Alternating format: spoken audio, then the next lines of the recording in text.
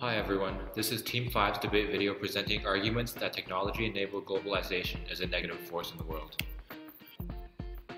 What is globalization? Globalization is often described as a process of interaction and integration among people, companies, and governments of different nations across the globe. It is driven by international trade and investment and aided by information technology.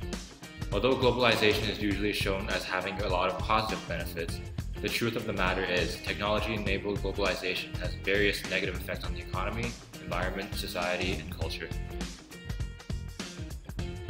Global economic interdependence has grown extraordinarily as a consequence of technological progress and policies aimed at opening national economies to competition. This means that if the economic system of one country crashes, it will also result in the crash of the economic systems of the dependent countries. One example of this was the global recession of 2007 and 2008. The collapse of hedge funds in the US introduced the world to an era of bank failures, credit crunch, private default, and massive layoffs. In a globalized world of closely interdependent economies, the crisis heavily impacted countries relying on America. Although globalization allows for trading and investments at a global scale, it is much less robust than the individual self-sufficient economies. To fully understand the impact of globalization on economy, we must look at the rates of economic growth on a global scale. Since 1990, the effects of globalization have become more pronounced. The global GDP growth since then has been slower than in previous decades. This data seems to go against the optimistic predictions that globalization enhances economic growth. Perhaps on a national level there may have been positive impacts, but the negative impacts are what is seen on a global scale. The reason behind this is that the growth has been unevenly distributed across countries. When analyzing per capita income growth, only a few developing countries grew, while the majority remained relatively stagnant or suffered negative growth. Globalization increased the income gap between rich countries and poor countries. Globalization allowed large corporations based in developed countries to expand production and manufacturing in different countries. The global economic geography is vastly affected by this business practice. This is evident when looking at China and India's economic growth over the last 2 decades. These two countries combined account for more than a third of the world's population. These large corporations are gaining more power in developing countries than we think. It is assumed that market competition allows for a way to control corporations. However, with globalization-enabled expansion, some markets are unable to compete with these large corporations. Therefore, with low market competition, these firms can adopt almost any corporate governance. This is even easier in developing countries, where policies are not as strict or well-defined. The regulatory and legal environment policies are getting overpowered by these large corporations. Globalization brings with it severe competition for companies based in developed countries. These companies are unable to compete against the lower cost structure of the companies based in developing countries.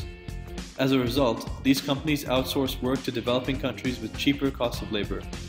This results in smaller companies that cannot outsource their labor to shut down. Technological advancement has aided this outsourcing process. The growth in electronics used for communication and information management meant that goods, services, and people could be managed from anywhere around the globe, thus enabling businesses to more easily move their operations to exploit cheap labor sources. This led to people losing their jobs and higher unemployment rates in developed countries. A lack of employment opportunities also leads to a weaker domestic economy in the long run. The increase in US unemployment rates beginning in 2001 is a clear evidence of this trend. Beginning in the mid to late 1970s, US firms began to face dramatically increased competition from around the world. To compete, American companies sought to lower labor costs, in part by outsourcing work to lower wage countries. This outsourcing process is not ideal for developing countries either. Even though the number of jobs is rising, it comes to an expense of low wages and poor working conditions.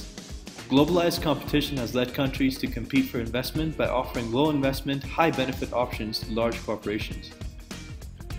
As a result, workers are forced into accepting lower pay and bad working conditions in order to compete with foreign labor markets.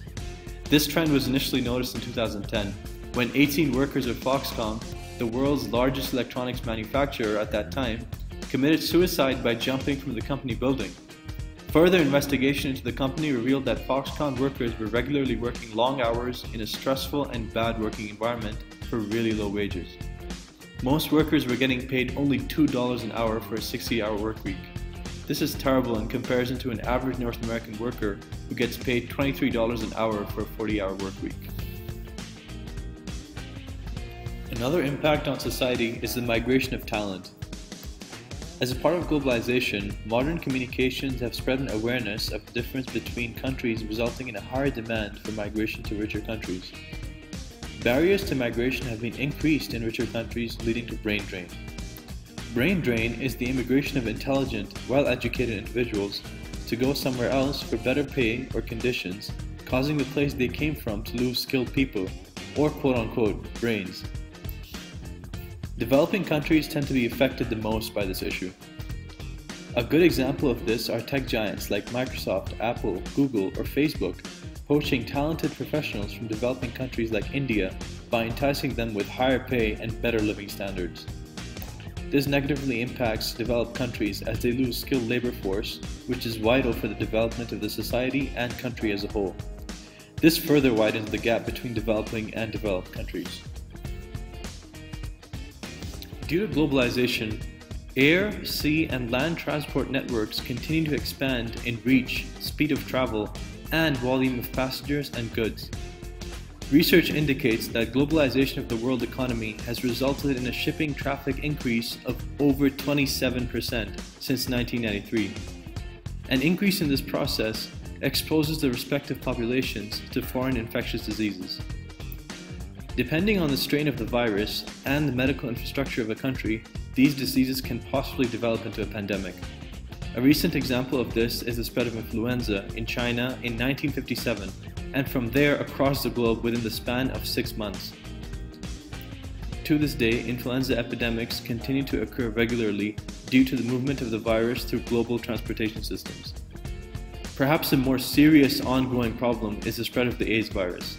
Data suggests that the current pandemic started in the mid-1970s and by 1980, through air travel, sea travel, and human migration, had spread to between 100,000 and 300,000 people on at least 5 different continents. The role of international travel contributed to the spread of the AIDS virus. This became evident from the case of Patient Zero, a Canadian flight attendant who traveled extensively. Early cases of AIDS spread all over America demonstrated links to this patient. The spread of disease is harmful for both developed and underdeveloped countries. Stronger strains from polluted countries can have catastrophic impacts within developed countries, whereas underdeveloped countries face a serious threat due to their poor medical infrastructure. The current modern culture, developed through globalization, has led to the loss of cultural individualism. Western countries have been blamed to impose cultural values on others through media and popular culture.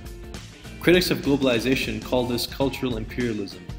Because the West promotes its culture as having more worth or being more correct than other regions' cultural values. The domination of news media and internet services by Western companies help maintain this influence over local views. This has resulted in a loss of cultural individualism, where local culture is being heavily influenced by Western society, culture, and ideologies. Language is a key expression for cultural diversity. Critics of globalization claim it marginalizes some languages and may even cause some languages to die out. Because the world's dominant economies speak English, it is often seen as the main culprit in making other languages less important. Clearly, technology-enabled globalization is seen as marginalizing less dominant cultures, particularly those in the developing world. Many of the developing countries in the world are going through the same industrialization period that developed countries have already experienced. This industrialization leads to an increased focus on economic profit and GDP growth as opposed to environmental consciousness. With increasing globalization, international businesses have exploited the lack of infrastructure and environmental codes in developing countries. These companies neglect their environmental due diligence for the sake of lower costs and increasing profits. The governments in these developing countries, which are hungry for development, all too often sidestep environmental assessments and standards in order to attract foreign investment. Environmental factors are a root cause of a significant number of deaths, diseases, and disabilities in developing countries. Unintentional poisonings kill 355,000 people globally each year. 2/3 of these deaths occur in developing countries where these poisonings are directly linked to excessive exposure to toxic chemicals and pesticides present in occupational environments. Lead exposure kills more than 230,000 people per year and causes cognitive effects in 1/3 of all children globally. More than 97% of these affected live in developing countries. The decreased costs of assembly electronics by outsourcing have led to a decrease in consumer pricing. This has enabled the majority of average global citizens and companies to purchase more computing devices. Logically, this increase in IT consumerism has led to an increase in e-waste. Many developed countries ship their e-waste to developing countries where the electronics are burned to recycle precious metals. This burning releases toxic chemical gases that are released into the air and breathed in by workers. There is currently no major solution to this growing problem.